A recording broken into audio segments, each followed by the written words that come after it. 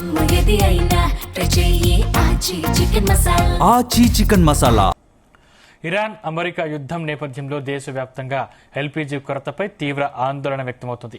ఈ నేపథ్యంలో దేశంలో వంట గ్యాస్ సంక్షోభంపై కేంద్రం కీలక ప్రకటన చేసింది. ఎల్పీజీ సిలిండర్ల విషయంలో ప్రజలు ఆందోళన చెందాల్సిన అవసరం లేదని తెలిపింది. ఈ విషయంలో కొంతమంది ఫేక్ ఏఐ వీడియోలు, తప్పుడు సమాచారాన్ని సర్క్యులేట్ చేస్తున్నారని కేంద్రం ఆగ్రహం వ్యక్తం చేసింది. అంతర్జాతీయ భౌగోళిక రాజకీయ పరిస్థితుల నేపథ్యంలో ఎల్పీజీ సరఫరా విషయంపై ఆందోళన ఉన్నప్పటికీ ఇప్పటి వరకు దేశంలో ఎక్కడా గ్యాస్ స్టాక్ అవుట్ నమోదు కాలేదని సెంట్రల్ అధికారులు తెలిపారు. ప్రజల్లో భయంతో ముందస్తుగా బుకింగ్లు చేసుకునే పరిస్థితి పెరగడం వల్ల పెద్ద సమస్యగా మారిందని చెప్పారు. నిన్న ఒక్కరోజే 83 లక్షల గ్యాస్ బుకింగ్స్ జరిగాయని చెప్పారు.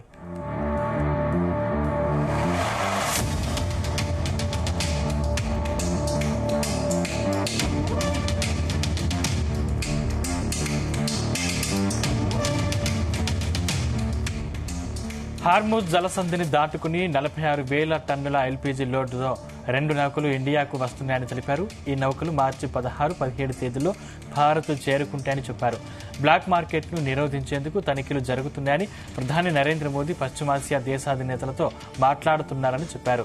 దేశీయంగా 31% ఎల్పీజీ ఉత్పత్తి పెంచామని, దేశంలో కమర్షియల్ గ్యాస్ సిలిండర్ల పంపిణీ కూడా జరుగుతుందన్నారు. ఈ సందర్భంగా అవసరానికి మించి బుకింగ్లు చేయకుండా ప్రజలు సహకరించాలని కోరారు.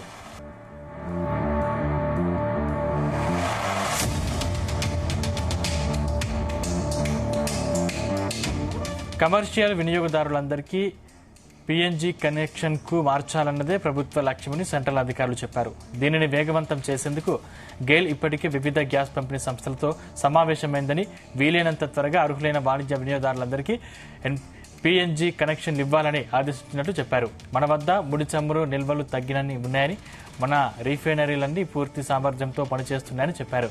దేశంలో ఎక్కడా పెట్రోల్ బంకుల్లో నో స్టాక్ నివేదికలు నమోదు కాలేదని చెప్పారు.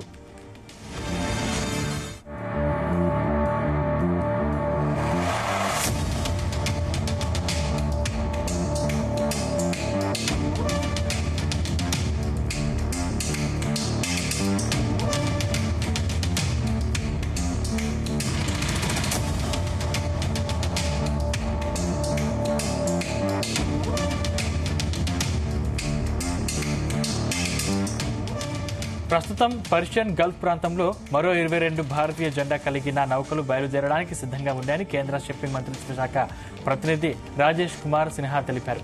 వీటిలో మొత్తం 611 మంది భారతీయ నావికులు ఉన్నారని, వారి భద్రతను డీజీ షిప్పింగ్ నిరంతరం పర్యవేక్షిస్తుందని స్పష్టం. మరిన్ని నౌకలను సురక్షిత ప్రాంతాలకు తరలించేందుకు దౌత్యపరమైన చర్యలు కొనసాగుతున్నాయని చెప్పారు.